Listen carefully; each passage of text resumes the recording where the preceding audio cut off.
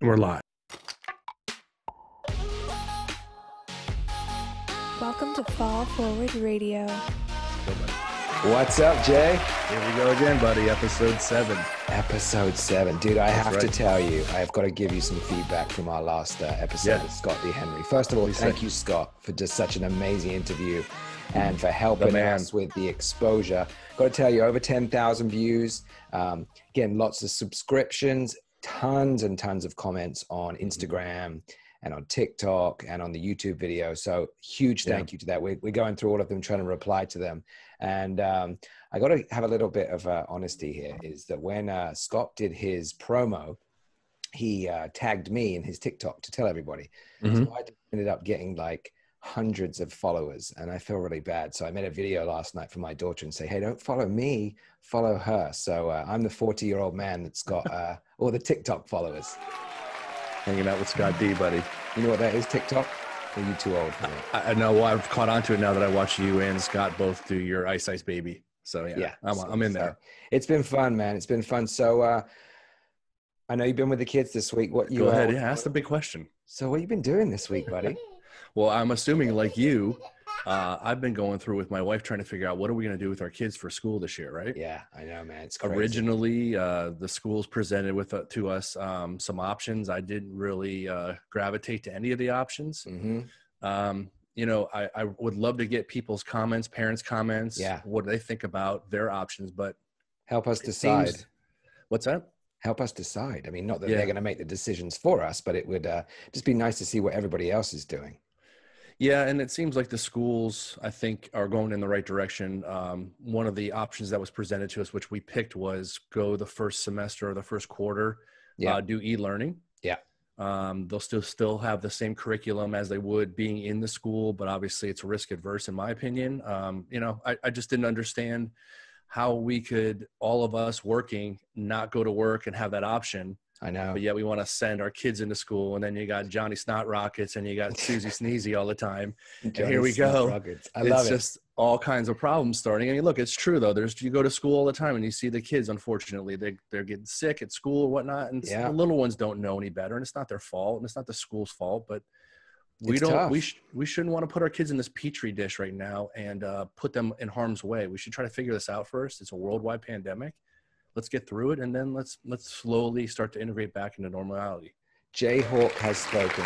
So tell us in the comments. Tell us what you think we're going to do. I'm torn, but I think I'm doing the same thing. I'm going to keep her home for the first semester and help her work on some Full Forward Radio videos with us. We'll have them do some searching and whatnot. So today, dude, we have such a cool lady coming on the show today. Her name is Sarah, and she's from Office Moms and Dads. But as always, we're not going to ruin it and go into it. We're going to start off with a video, very short video, but it's very, very deep, and it really hits home. And then we'll go straight into the interview with Sarah, and then we will catch you after the interview. So roll the tape, baby.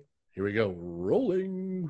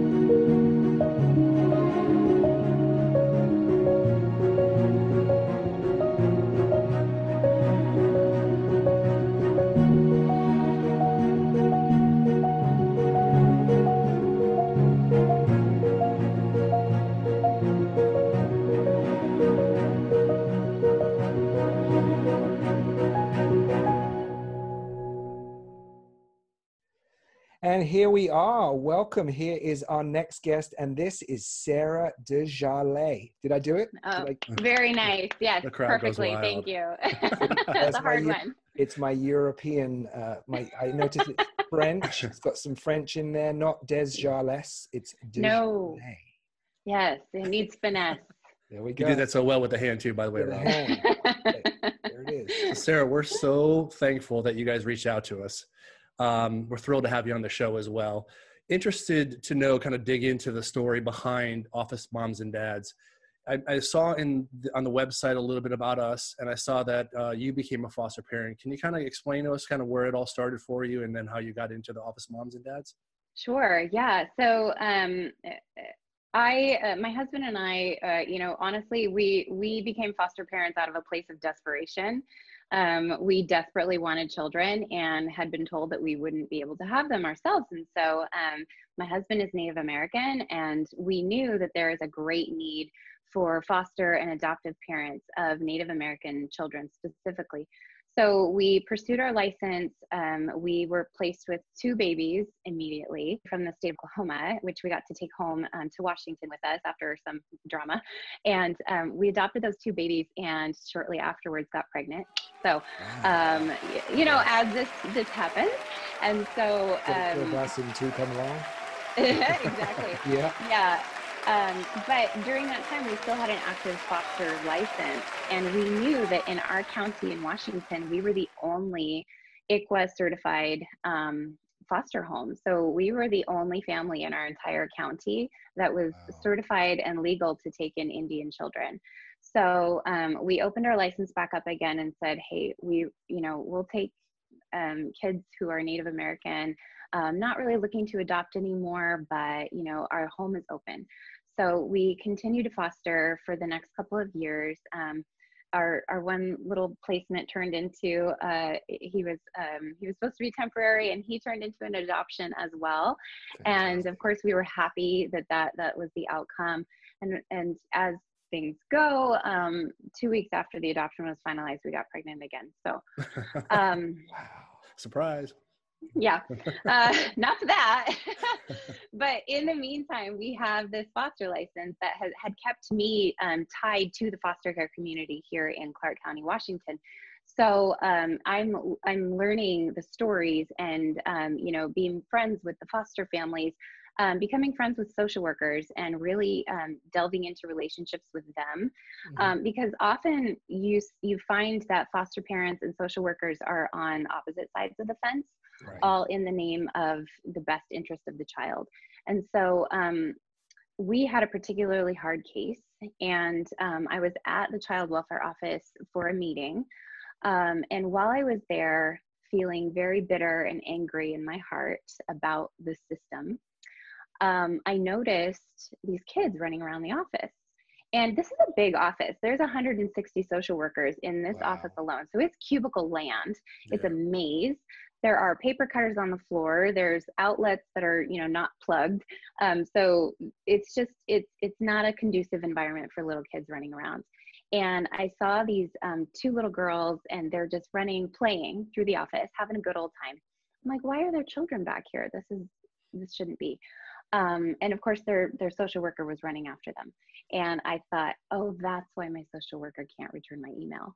Oh, okay. She's not only is she buried under a mountain of paperwork, she's chasing children through the office. Yep. I mean, now that we're all working from home, I'm having a hard enough time getting my job done as director of this program, much less having a caseload, with 5 kids underfoot, much less having a caseload that's twice what it should be, right. And having childcare underneath all of that. And so that was an eye-opener to me. Now, in the same meeting, so same moment, I'm wandering through the office, heading to our conference room with the group of people I was with, and we pass another conference room, and it had this little boy in it. He was probably like 9 years old, 8 or 9. So he's right around the same age as my kids at the time. And I see him all alone, lights off in a conference room, sinking into the captain's chair that he occupied. Mm-hmm. He had a Happy Meal on the table that his social worker had bought with her own money. He had another little goodie box that community members had donated. We call them care boxes. And he was just kind of going through them, but it just wasn't, it wasn't what he needed. It wasn't fulfilling or filling that void, which was companionship. Yeah. And in that moment, I see him alone, and I see his social worker across the hall working the phones, frantically trying to find a placement for him to go that night, because it's 3 o'clock in the afternoon. Nighttime is approaching. And I am going, oh my gosh, no, I have to do something about this. And so of course I went home, wrestled with the thoughts and the feelings and the ideas that were coming up. About a month later, I was in conversation with another social worker, a CPS social worker. So now CPS is the unit that like removes kids, right? They're like on the front lines. They work with law enforcement. Yeah. Yeah. And so I'm talking to her. She's at that point, she was a long time CPS social worker. And I said, what if the community came in and just did childcare for you guys? Like we could take these kids to one of the visit rooms that's already set up, just like take these kids off your hands for a second so you guys can do paperwork. And she just about flew across the table and hugged me. I mean, it was the exact same idea that she had, except for she didn't have the tools to implement it. Me, I had a whole community of people behind me, of mothers, of grandmothers, of dads and uncles and grandfathers that wanted to get involved and didn't know how. So you've got communities of people that are so passionate about getting involved in foster care. They're not to the life space that they want to necessarily become foster parents, but they want to pour into the foster care system. And so here we have an opportunity to just bring in community members and let them pour themselves out to the system, to the foster care system. And it's super easy and it's super simple. And nobody had tried it before. Yeah. I mean, first of all, bravo. I mean, the fact that you said you saw a situation and I have to do something. Yeah, a lot of people say that. A lot of people. Did you actually go into the room with the little boy in there, or you didn't? I didn't know what to do. Right, of course. You know, because I didn't want to mix in. I didn't want to step on anybody's toes or get in trouble. And so no, I passed by. But that boy he's still with me today. Yeah, of course. Well, the thing is by now. What you did is you went home and you straight away you realized it was something that needed to be done now, and go in there and do it. And to use that idea, one of my questions that I have, which is leading in perfectly to what you just talked about, is you talked about your community and you have people, they're volunteers, correct, that come in? Yes. Right. So a volunteer, let me just get this, see if I'm right on this track, is, a volunteer will go into the wellness office and sit with a child who has been maybe removed by CPS, that's sitting there waiting to be placed in a foster home. Is that correct? Right. Yep. So my question is, you must have to be very thick-skinned as a person to be able to sit there. Because I mean, how long could that person be with that child for? From what time frame? Is it from like 5 minutes to an hour, for 2 hours, 3 hours, or as long as necessary? I would say our average shift is about 2, but that doesn't mean that those kids have been taken care of at the end of that shift. That just means that person has to go. So the average wait time for a child entering foster care, at least in Washington, is about 5 hours. And honestly, that's on the low end. So if you could imagine wrangling a 3-year-old who's just been through trauma for 5 hours in a state office, it's not pretty. It's not, and it's not conducive to anyone's mental health. So, but to answer your question, yes, our volunteers need to be somewhat thick-skinned. Now, they need to also be human, though. Of course. And I tell them, if you don't go home absolutely affected by what you just saw, something's wrong. Right. Absolutely. You should go home. You should go home and carry those kids with you in your heart for a week or 2, and be, if anything, to send your thoughts and prayers to the universe that it will be well with them for their life. And we do coach we do training around self-care and triggers. We actually have a therapist who's kind of on call, and we give all of our volunteers access to her. So they have her number and her website if they need to talk to somebody. That way we're caring for our volunteers as well. Now, do these volunteers, do they have the ability to, once they're put into a foster home, are they still staying in touch with these children by any chance? Or are they just keeping up on a status of how they're doing? Yeah, so that's part of the heartache, is that we can't follow them. We don't know where they go. Occasionally we'll have what's called a placement disruption, where the child just wasn't working out at the foster home, and so they need to come back into the office until a new placement can be found. And occasionally, the same volunteer will get paired up with that child, but for the most part, it's a pretty one and done situation. Gotcha. So with regards to the shifts, as you said, is that I mean, the welfare office isn't open 24 hours. Am I correct? It's open between certain times. Is that right? Right. So would you have someone on shift from, you know, when they open to when they close, and people come in? I mean, as long as you have the people available? Yeah. So our program operates on call, because you never know when kids are coming into the office. It's not necessarily a predictable business. Right. A lot of times it happens very spur of the moment. And so we actually have custom software.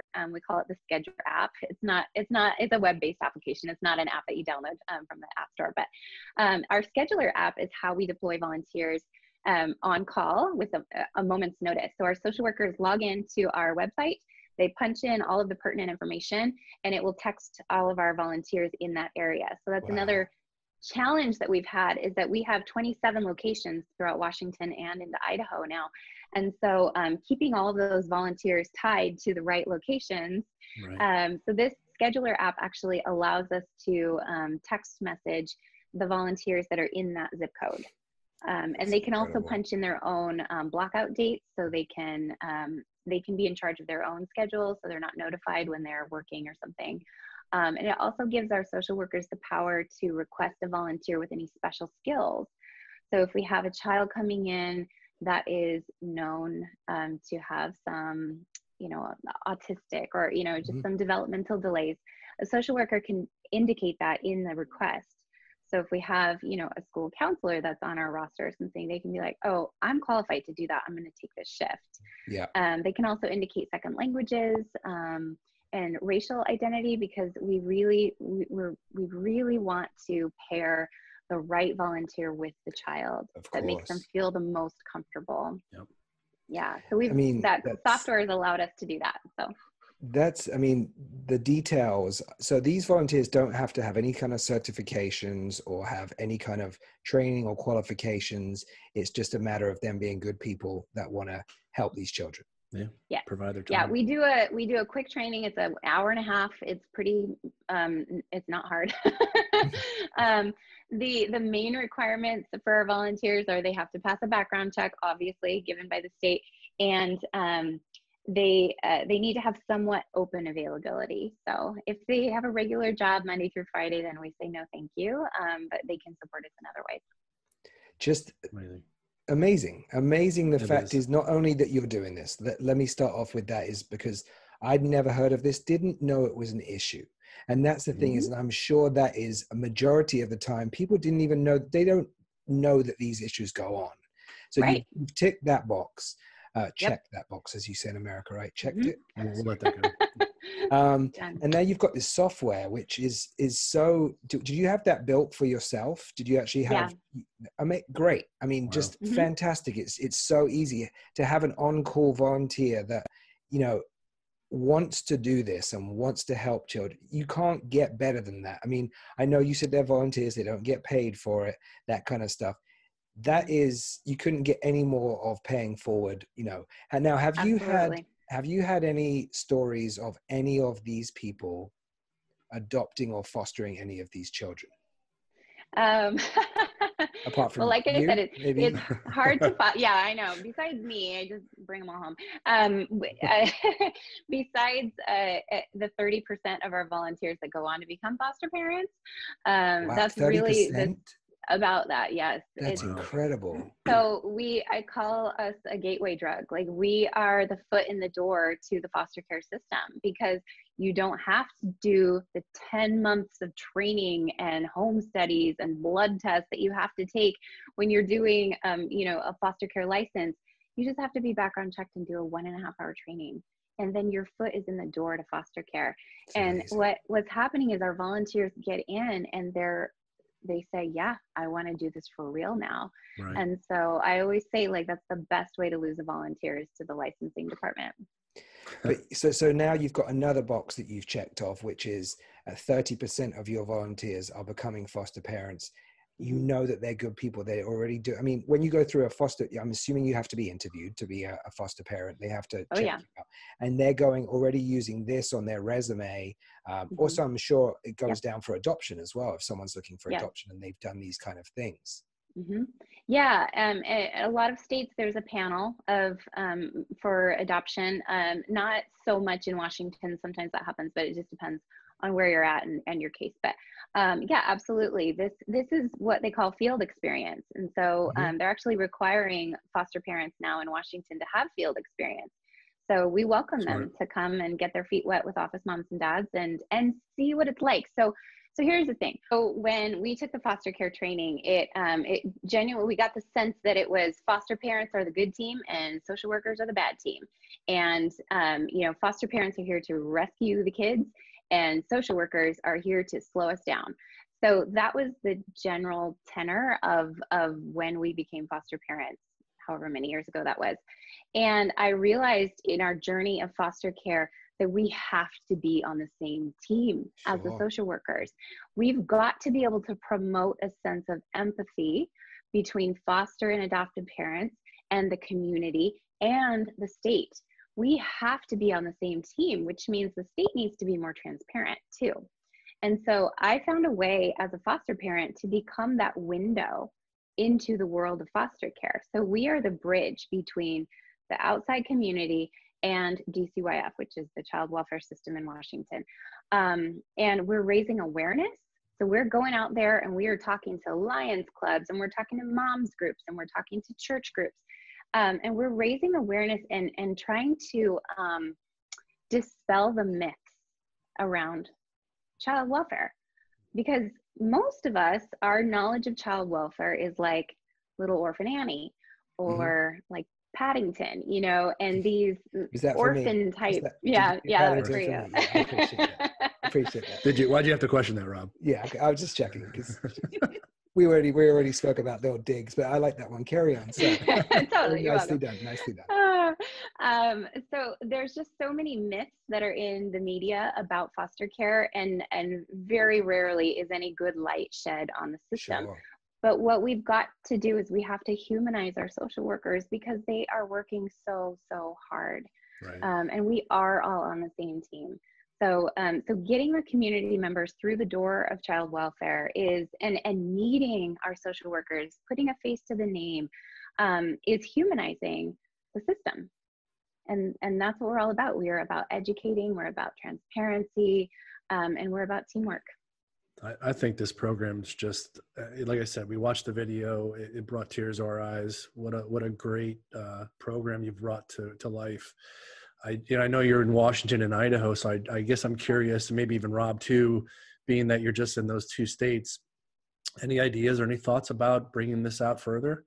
Oh man, that's my life dream. Like I didn't know what I wanted to be when I grow up until I was, 30, and this happened, and this is what I want to do. This is what I want to be.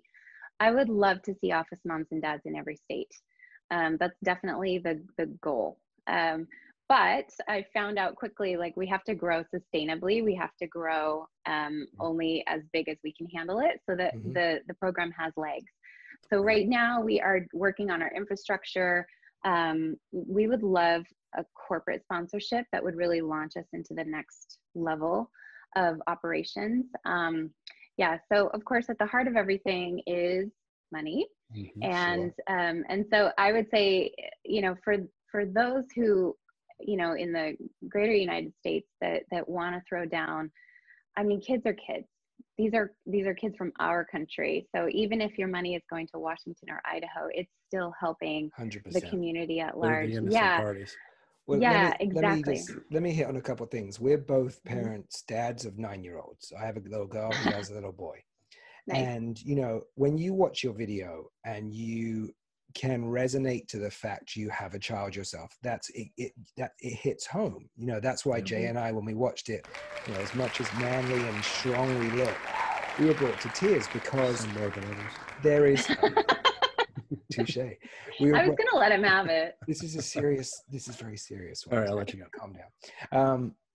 is we resonate having children ourselves. And, you know, you in places like India, where I've seen poverty and I've seen homeless children, and like you said, children are children, you know, and they don't know any different. They don't do anything wrong. They haven't been in this world long enough to, you know, yes, of course, children do things wrong, but what you're doing in your two states, which I am 100%, and I know Jay is, our goal is to find you a corporate sponsor. We want to find, seriously, nice. I've got some ideas already. Yeah, I mean, we'll get off this interview, because the thing is everyone needs this. And I'm sure one of the questions I was going to ask you was, how's the relationship with your social workers? Are they so unbelievably thankful? And are you becoming friends with them? Is it, you know, is it making their lives easier so that they can do the work and be able to place children not on a frantic level where they're desperately phoning around, wondering where that child is? Oh, yeah.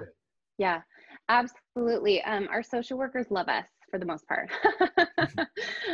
Occasionally you'll get a bristly social worker that has just maybe been in the business too long, and they're a little, but we love on them anyway. And yeah, we are all in, no matter the welcome or lack thereof that we get in an office. We will throw our social workers appreciation events. We put it all on our social media channels that we love our social workers and that they are doing really hard stuff, and they're encountering secondary trauma every single day that they go to work, and they get paid less than teachers. You know, so they are overworked and underpaid in all the ways. And so so yes, part of our budget goes to social worker appreciation events and making sure that they have the tools that they need to do the job adequately, you know. So we'll throw holiday parties for the foster kids so that they don't have to. Otherwise, they would be footing the bill for it. Sure. So, wow. I was going to say, can I share another story? Actually? Please. Well, earlier we were talking about, you know, being thick-skinned, or, you know, maybe the effect that this kind of work has on a volunteer. And just from my own personal experience, because I was the first office mom, I took it for the team. As we were developing this program, I said, I have to be in the office doing this work so that I can develop the policies and figure out the procedures and how this works. And so this was early on in the program. I was sitting with a sibling group of 3. So we had maybe an 11-year-old boy, another 8-year-old boy, and then a 2-year-old little girl, 2 or 3. So she was like early preschool. The 11-year-old boy had raised his siblings. So we call that parentified. So he's been the parent. He's tucked them into bed every night. He's made sure they had food, made sure baby gets a diaper change.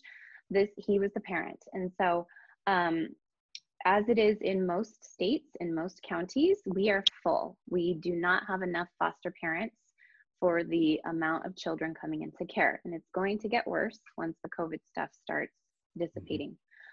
It's going to get terribly worse. Anyways, the social workers couldn't find a home for all 3 of these kids to go to, and that's very normal. So the siblings have to be separated. It's a lot easier to place a baby because everybody wants babies. Sure. So baby sister had to go first. And I just remember that 11-year-old boy looking at me and saying, she can't go to sleep without me. And he was terrified for her. I bet. Because he couldn't let her go. I mean, how could you let a piece of you go to a stranger's home when you've been the sole responsibility for their safety and well-being their entire life?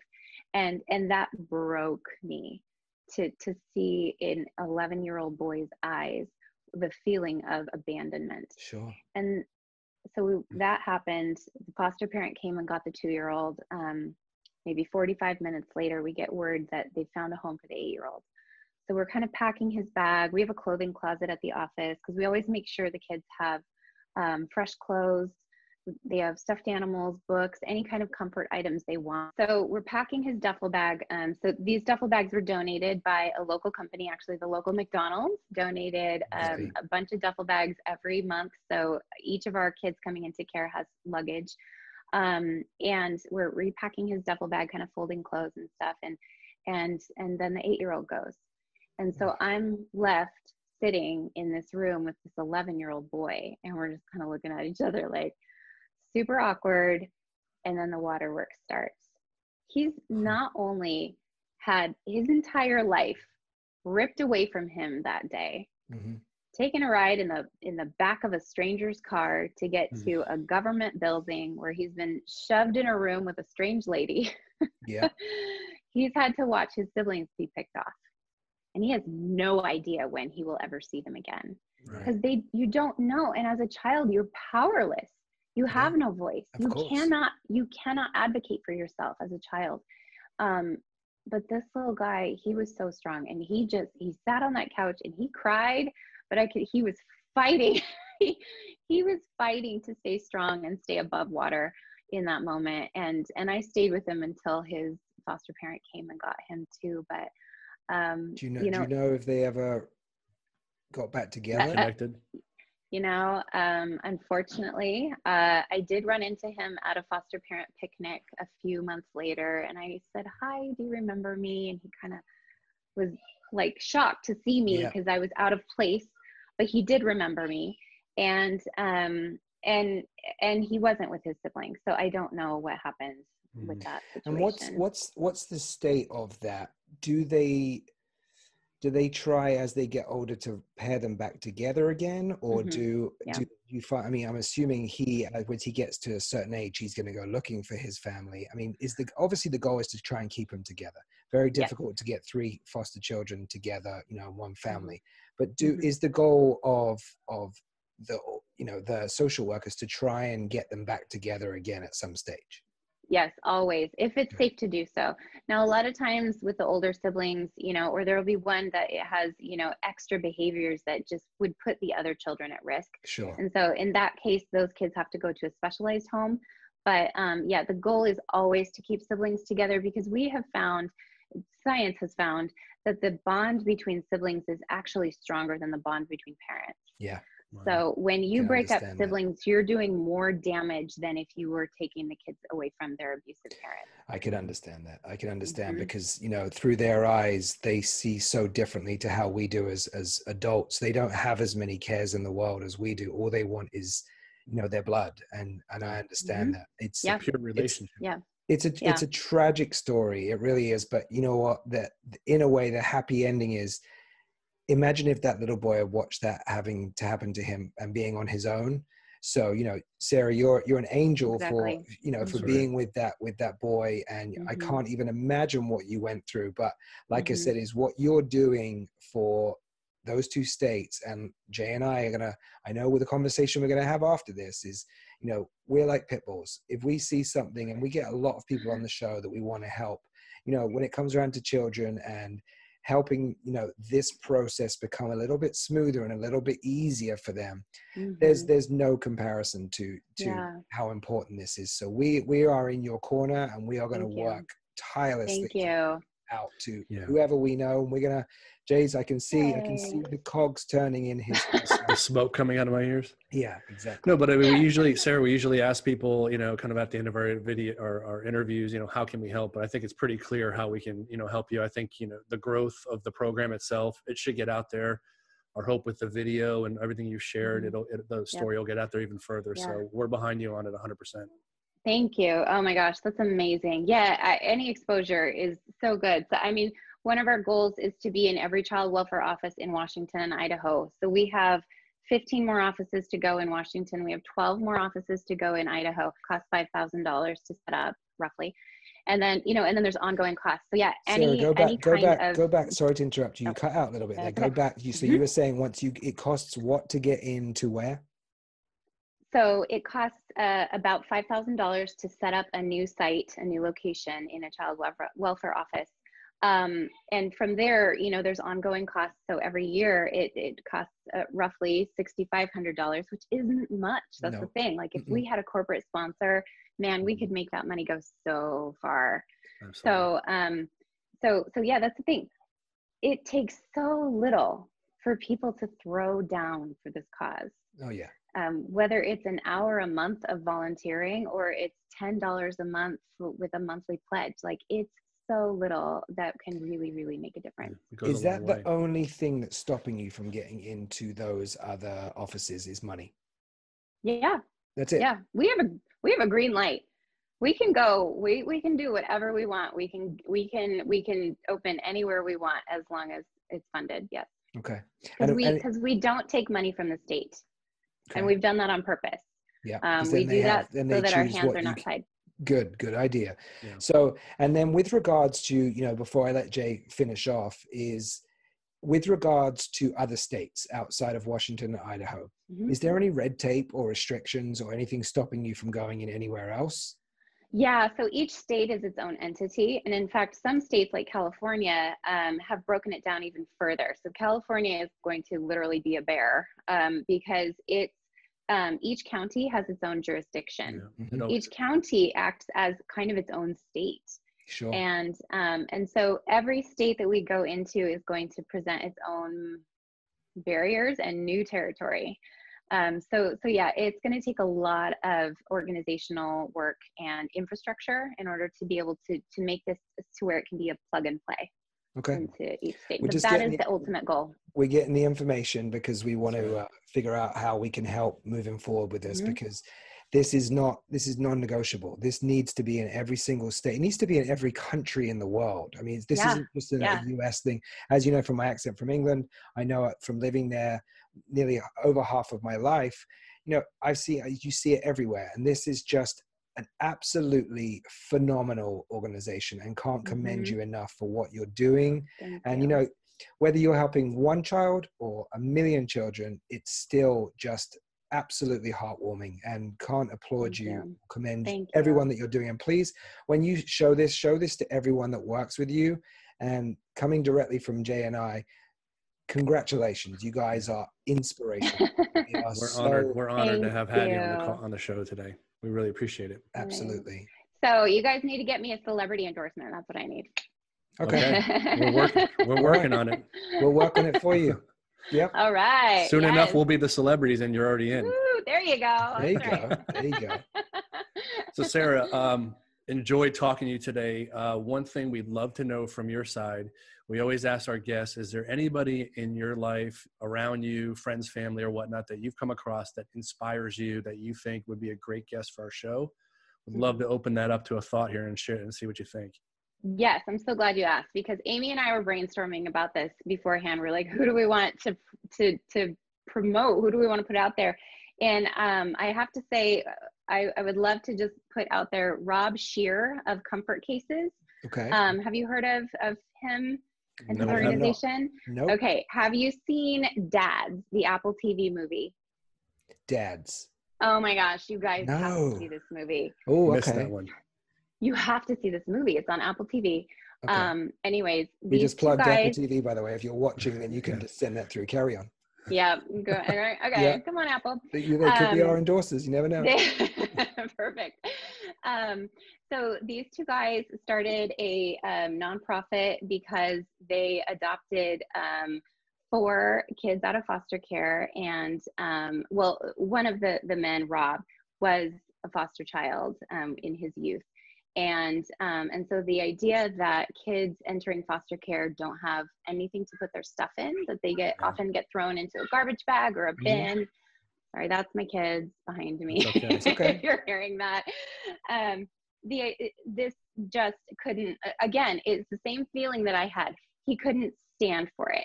This was an absolute non-starter. This is not going to happen on my watch. And so Rob and his husband created this nonprofit called Comfort Cases, and they ship luggage all over the United States to organizations like mine, who then put it into the hands of kids coming into foster care. And they're age-appropriate cases. They're full of first night essentials, so pajamas, socks, undies, blankies, that's amazing. Toothbrush, toothpaste. And so it's the first night essentials so that the foster parents aren't left to scramble and go to Walmart at midnight. Love it. Absolutely love it. I know. I get goosebumps. Yeah, he solved a major. When I used to work for another company, every Christmas we used to call around to foster care and ask them what they want. And exactly, he touched on it. They only ask for suitcases and luggage, because to your point, they used to use garbage bags, and it tore us up. It brings a bit of joy to that child for their first night, that they have something there that's now theirs. Yeah. Well, and it's more than joy, it's dignity. Yeah. It's dignity and having brand new clothes. That's why we make sure we have a clothing closet in every office that we occupy, because the idea of popping tags from something that I picked off the shelf for myself that I like, that there's dignity in that, and it's so important. Well, please reach out to Rob, if you don't mind, on our behalf, and let us know. And we would love to talk to him. You know, this has probably been one of the most moving interviews we've done. We held it together. I don't know how, because when you told that story about the 3 kids, I could feel myself going. But you're an incredible I have a happy person. story. Do you want a happy story? I'm sorry. Always. Finish us off with a happy story. We got to hear from a foster parent. This is on our YouTube channel if you want to see this video. We got to hear from a foster parent who had taken in a little girl who had newly into the system, had gone through 5 different placements. So she had lived with 5 different people within a span of like 2 months. Okay, that's a lot of moving for a 10-year-old girl. And so she's been with this family for a while now. 15 months into her stay with this family, and it's going really well. They're stable. She's good. She's healthy. She saw our pen with our logo on it, and the foster mom was using the pen at home, and she goes, "Oh, hey, do you know Alex?" And the foster mom was like, "What? Like, who's Alex?" This is the Facebook video. This is the Facebook video on your. Yeah, keep going. So 15 months later, 5 placements later, this little girl couldn't remember the names of the people she lived with before, but she remembered the name of her office mom, who sat with her for 2 hours during a traumatic time. And I'm like, that right there, that's the brain healing from trauma right there. You hang on to those good memories, and that brain will heal from trauma. There you go. You've made a perfect example there of what the effect that you've had on a child that couldn't remember the 5 different parents, but they remembered Alex. And just lasting memory. Yep. We love you. God bless Alex wherever she is. Yeah, absolutely. Well, listen, Sarah, it's been amazing, and we cannot wait to get your story out to everybody. We are going to work, and everyone watching, you know what to do. You know, you need to get corporate sponsorships and reach out to Sarah, reach out to us, or we'll be reaching out to you. Yeah. Awesome. Thanks, you guys. Thank you so much. It's been a pleasure. We'll speak to you soon. We'll stay in touch. Okay. Enjoy the time. Thank you. Bye-bye. Jay, Sarah, what do you think, man? Interview. She's incredible. What a great program she's put together. It's crazy to think that she's only in 2 states right now. I know. I think this is the Fall Forward Radio opportunity with all of our followers and whatnot.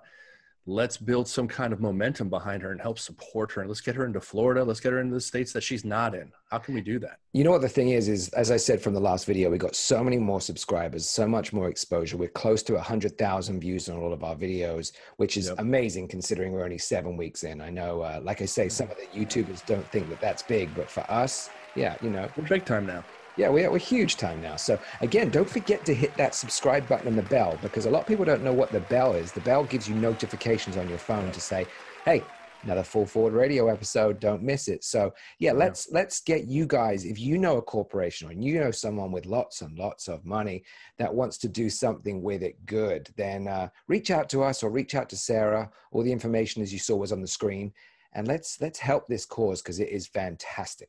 Well, the beauty about her program too, Rob, to your point about the money, it doesn't seem like it's a long stretch to get some help for her in each state. I believe she said it's around $5,000 to $6,000, and then someone can help support her, and then she can bring that program that's already defined. The process is there.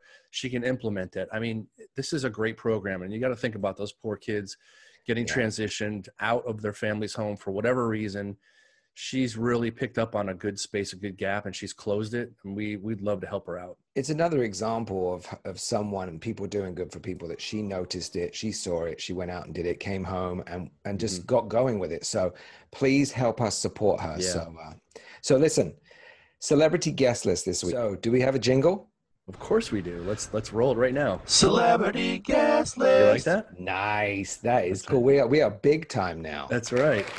So free of charge, mind you. Free of charge. Wow, fantastic. There we go. Well, if anybody has a better jingle or thinks that they're better, then send it in to us. So so listen, celebrity guest list this week. We're going to pair up together this week, because we've both been doing stuff with our kids. What you been watching recently?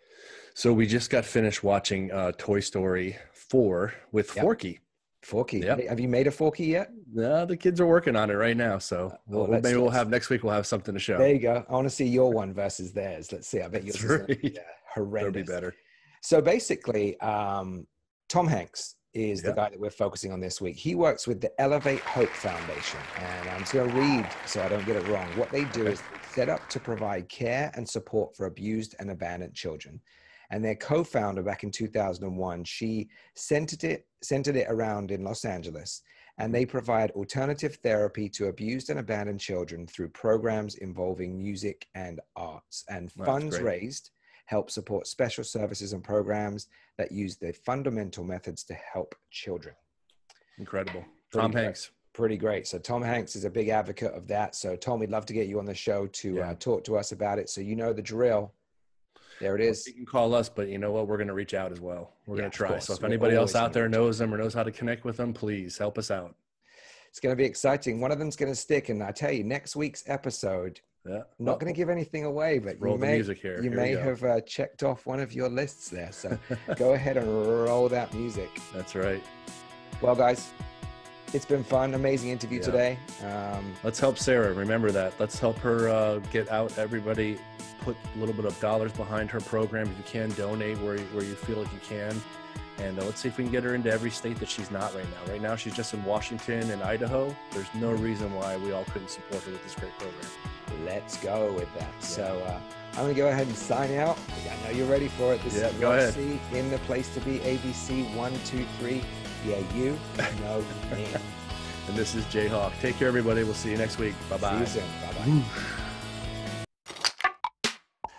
Hey, Fall Forward fanatics. Jayhawk here. And Rob C. Don't forget to hit that subscribe button as well as the notification bell. And also check out our website, fallforwardradio.com, and the Suggest a Guest section. And always remember to keep inspiring and keep falling forward. See you guys soon.